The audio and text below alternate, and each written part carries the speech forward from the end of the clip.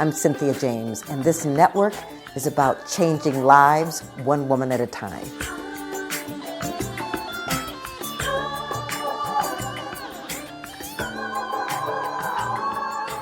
Hello, and welcome to Women Awakening.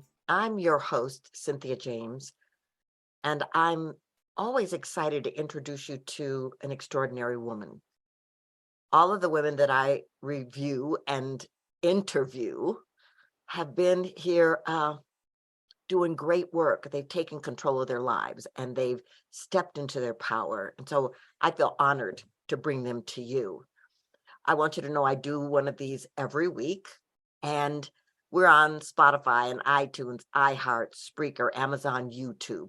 You can just subscribe and listen to these shows. It's so incredible because I really believe this is the time for women awakening, for real, and that we're the change makers. And so I'm so grateful that you come here, and I'm so grateful that you come back again and again and meet new women.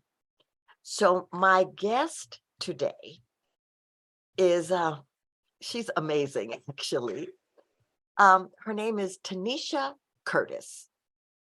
She is the CEO and founder of Volo Press Books, and it allows her to help authors from their planning, writing, editing, to their design needs. She started writerworksuniversity.com to offer literary education and support for screenwriters, novelists, poets, and other text-based creatives. So her husband started a company called Pleasantries. Yes. And she took it over. She took it over and turned it into a literary style shop, allowing writers to show off their love of literature with special designs just for readers and writers. Oh, and let's not forget, she's an independent author herself. She's written in multiple genres, including psychological thriller, mystery, romance, erotica, fantasy, and self-help. Well, all right, Tenesha, welcome. Thank you. I am so glad you're here, and I'm so glad to talk about what you do. There's so many people out here who want to be writers and are like, it scares them dramatically. Understandable. It can be challenging. I think it's different when you're trying to do it professionally, and actually trying to earn a living from it versus, it's just kind of a hobby or something that's kind of therapeutic for you. Of course, I think that's a lot easier. But when they're like, no, I want this to be my full-time job. It's like, okay, that's a lot, but you can do it. But yes, it is a challenge for sure. Yeah, and you're going to be on a journey for sure. Yes. So I want to know where you came from, because I'm sure you were not born and said, well, I'm going to be out there and be a fantastic author and I'm going to train authors. So how did you grow up? Well, I am from Louisville, Kentucky, and I grew up, I had a pretty good childhood that I can, as far as I was concerned. I went to a school, and I think this was a huge issue, right? Or a huge benefit, let's say. I went to a school that really nurtured the idea that people learn in different ways. And so we had more options about how we express what we learned. So I was maybe not the best test taker, but if you were like, hey, could you write an essay about, I'm like, hey, yes, I can do that. Absolutely. If you let me write an essay, I got you. I can show you everything that I've learned and express it in my own way, in my own voice, as opposed to trying to make it fit kind of answers on a key, So I think that was a huge benefit. And it pushed me towards the literary world. My father, not a big reader himself, but something within him made him go, you know what, I'm gonna start reading to this little girl. And he did, starting with just like Dr. Seuss and stuff like that. And just eventually I learned and picked up on, and I think, like I said, a lot of the Dr. Seuss books, that's kind of what made me a poet, right? That's what kind of nurtured that portion of my writing.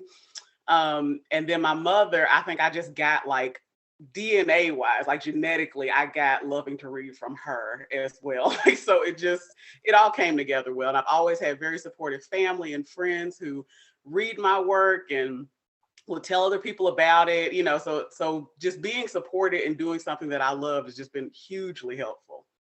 Well, that's incredible. And you said something that I think is really interesting, and I think it's important for the listeners. We don't all learn the same ways. Mm, And so the traditional confines of teaching and testing really don't support everybody. And so mm-mm. I love that you knew, let me write about it. Let me write about it, and you will see how much I've learned. I Yeah. just think that that's incredible. So before you stepped into this world of really supporting authors, what did you do for a living? I was a psychotherapist. Ah, So, yes, I had my specialization was in addictions counseling. And so I remember literally going, that first semester of college, I was like, okay, I really like to write and read, but I'm also obsessed with human psychology and sociology and, all these diseases that I've heard about, especially like behavioral ones, right? So I had to make a decision. So I went ahead and got my degree in sociology, and then I went back to school and got my master's degree in addictions counseling. And that's, I went ahead and started doing that. Now, of course, always writing on the side and everything, but that was my bread and butter. well, okay. So let's talk about characters. Okay. All this work that you did and looking at all these different levels of behavior, Hmm. did you start creating a treasure chest of characters? Well, I feel like I've always had those, but I think having a deeper understanding of how our brains work and like where our motivation for certain behaviors and thoughts and feelings comes from really helps inform a lot of my writing. Like the book I just released last Friday is about how to outline a book, right?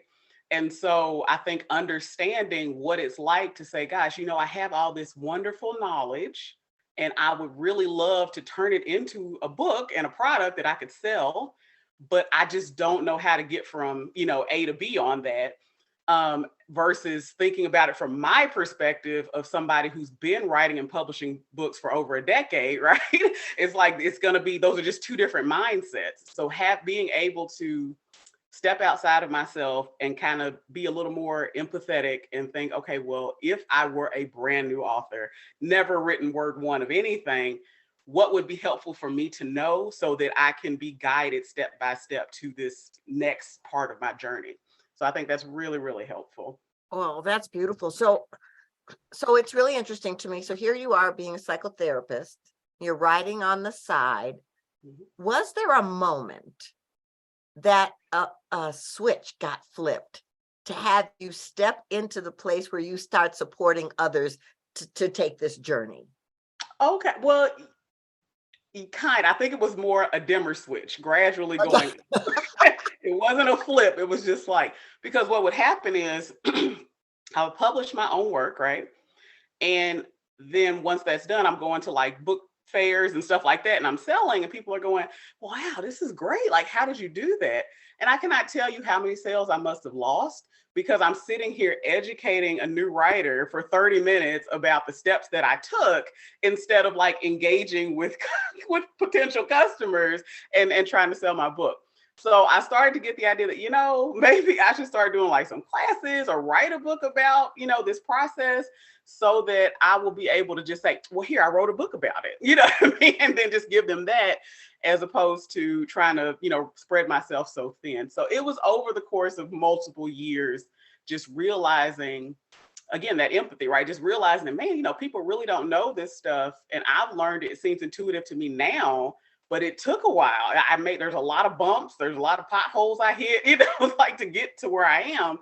So, gosh, it would be great if I could just impart as much of the information upon them as I can, so that they can skip a lot of the hardships that I had to go through with the learning curve.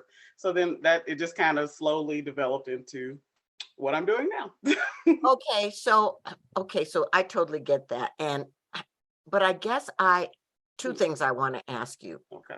One is, how did you start to recognize that it could be financially supportive? Ah. And then how did you attract clients? Gotcha. Well, I'll answer in reverse because the answer to your second question is just that kept happening. Like every time I would go somewhere, a writing group, like people, hey, how do I hook up with a decent illustrator? Or hey, how do I get a proofreader? Or hey, how do I do self revisions before I hand it over to an editor? Blah blah blah. Right. So it just started to be like, well, for X amount of dollars, like I can do that for you, And so that was a pretty easy transition. Now, the idea of being paid for it in any significant way, I guess I could say, really came from one of my cousins in New Orleans. We got a big family. We're like New Orleans, Mississippi is like a huge chunk of them. And but like I said, my grandparents had just moved up to Louisville, and that's why I was born there. But and she asked me about helping her publish her poetry book, like the whole thing, not just, hey, can you edit? Hey, can you, look at this and give me some notes, but like, can you just like manage this entire process? And I was like, well, probably. So I just told her, let me do it. And you tell me whatever you feel like is a reasonable price, because I'm learning, right? And I still hold that same philosophy today. If somebody asks me to do something that I've never done before, I say, okay, well, yeah, I'm not going to charge you as much as I normally do, because I know that I'm learning on you. But if you're willing to take that risk, hey, like I'm game, right? So I think that's where it really started to be like, no, I actually could probably make a living doing this. And it, like I said, just kind of took off from there. So yeah, it was just collaborate with my family. Okay. And then, I'm an entrepreneur just like you.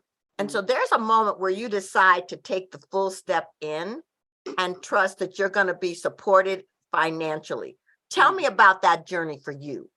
Right. Well, mine was more of a push than a draw, and it was rough. I, like I said, had been doing psychotherapy up in Louisville all this time. It's totally fine. My husband graduated with his PhD, and we were like, oh, he's going to get, a job as soon as he gets done, because his degree is in biochemistry, right? I'm like, oh, there's like Pedigree up the road. There's like all these different places I can think of off the top of my head that are going to snatch him up, right? He was unemployed for 2 years, solid, like just nothing but a pile of rejections, right?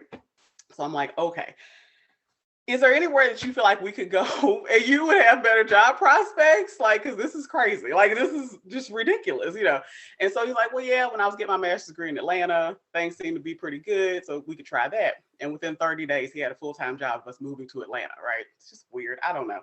So, however, because of course I'm thinking, hey, I'm an addictions counselor. People are struggling with addiction everywhere. I can go anywhere and work, right? Which is true. However, working in Atlanta turned out to be more of a challenge than I expected.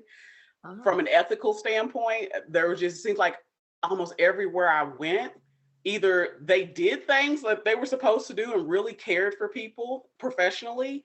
Therefore, there was only a temporary position open, or I was just filling in for somebody on maternity leave or something like that, because people wanted to stay, right? Because it was, they were doing what they were supposed to do.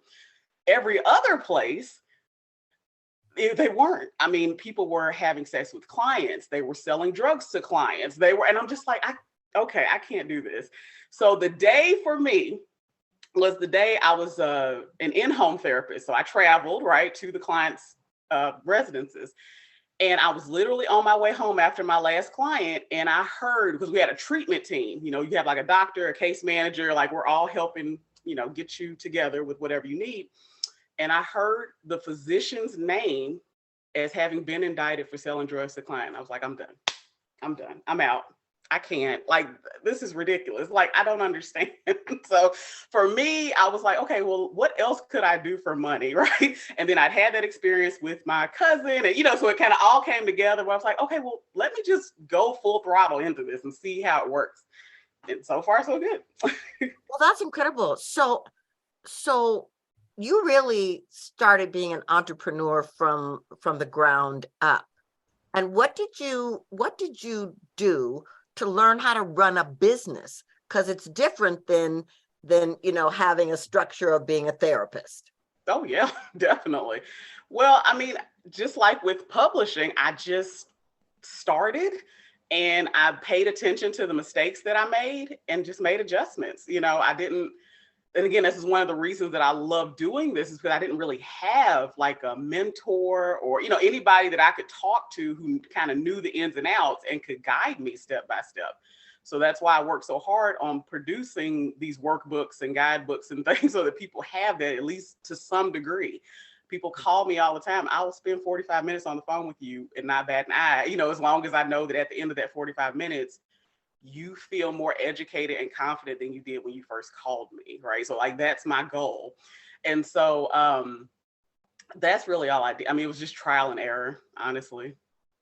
Well, you know what I love about your story is that every aspect of it is fueled by service. True. You're out there trying to sell your books, and then you're being in service to people who are asking questions at your table. You start the company and you want to be in service, and you also want to be fair in how you work with people. Mhm. And so if I'm a new writer and I'm coming to you for support, what are your first questions to me? What are your goals? Absolutely. Like I don't know how to help someone but then this carried over into therapy too, right? If you're coming to me, you may be court ordered or whatever, but it's like, what do you want to get out of our relationship? Because if all I'm trying to do is beat you over the head with what I think you should be doing, it's going to be an uphill battle the whole way. And it doesn't have to be. It's like, okay, because what I can do is tie the court's goals, right, to your goals and show you how to kind of bridge that gap. So I usually just start with, okay, well, so what are you trying to accomplish here? What kind of book are you trying to write? Why? Hey, I want to get my story out for my family, which I've run into several people like that, to, well, I want to make at least 250K a year selling books, to, you know what I'm saying, and everything in between. So first and foremost, I got to understand what drives you as a writer. Why are you doing this? And then from there, I can kind of help guide you around, like I said, those various pitfalls that I ran into along my journey. Right. Yeah, well, I think that's really powerful. And I think, getting clear about your goals. But when I meet people, sometimes they're just so vague about where they want to go, what they want to do, what genre. I have a client and she's written partial books in 3 genres. And I'm like, how about finishing one? let's let's do that, shall we? So what do you give me a couple of tools that you give your clients? Okay, they've set these goals, and then what do they do? Okay, well, like I said, because it's going to vary quite a bit based on what they want to do. Like I really am all about you doing things, your way.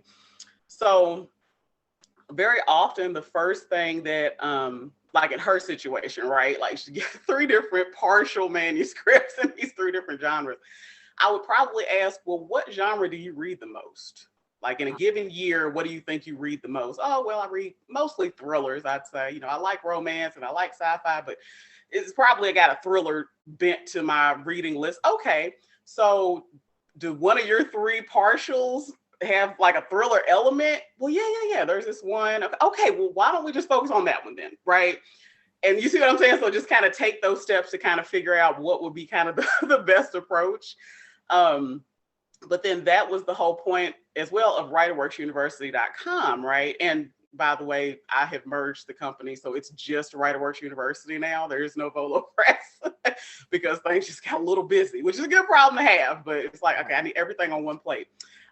So that's what it's all about. And I will send them there and say, okay, well, there's a lesson about this, there's a lesson about that, because I've literally just dumped my brain about publishing onto that website. Mm-hmm. So sending them there to read the articles and go through the exercises and so on and so forth is often really helpful because it helps them start thinking about the next steps in their career. So yeah, I think those 2 things, just kind of figuring out where's a good place to start and then finding the articles and stuff on writerworksuniversity.com to help them can really kind of kickstart things. Well, I love that. Okay. how do you spell WriterWorks, university.com? How do you spell WriterWorks? Right. WriterWorks is WRITER, just like writer, like normal, but then kind of a German bent to the works, and it's WERX instead of WORKS. So WERX. Okay. WriterWorksUniversity.com. Mm-hmm. So I just think this is thrilling because that you're making this available for people, because so many people feel like there's a story in them. There's Mm-hmm. something that wants to be communicated and they don't know how to get there. So I love that you're doing that. Yeah, I really do. Thanks. So I ask my guests the same last question. Okay. This show is called Women Awakening. What do you think is the most important thing about women awakening on the planet at this time? I think accepting it might be the way to say that. I think a lot of times we get pushed or pulled in a certain direction that could be really beneficial for us, but we fight it.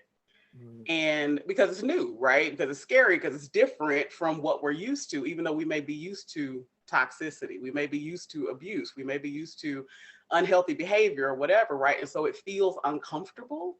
So I think that like I said, all the clients that I've worked with, for myself, just being open to the idea that, you know what, yeah, like emotionally, this feels different and kind of scary and uncomfortable, but like I can definitely see that there's some light at the end of that tunnel versus where I am now. So let me go on ahead and take this risk, right? And see where I end up, because it's probably going to be a lot better than where I am now. So I think just being open to the idea that the universe, if you will, is probably already giving you those doors and leaving them open, but because they don't look like where you're at, you get scared. And just try to push past that fear if you can, and be okay with being uncomfortable sometimes. I love that, Tenesha, because you know what? Change is not comfortable. Mm-mm. Transformation is not comfortable, Mm-mm. but the rewards are great. So thank you so much for that. Yeah, no problem. And I'm really grateful that you've been on the show. When I met you, when I sat across that table from you, I thought, okay, I need to know this woman, and I need her to meet my people. So Oh my goodness. Well, thank you. I really appreciate it. Yeah, I got you and a few other interviews scheduled for this month, so I'm really excited about that. It's been a very long time since I've been on any kind of interview, so this was very cool. Very cool. I appreciate well, my pleasure to bring you more into the world. it. So ladies, I'm going to say the same thing that I say to you every week in a different form. You're here on this planet at this time because you matter. You're here because your voice matters, your energy, your expression, your power, your light, your gifts. And whatever you have been through, the past does not define you. You can step into your greatness in any given moment. Thank you so much for being here. I'm so grateful. I look forward to seeing you next week, and I'm sending you much love.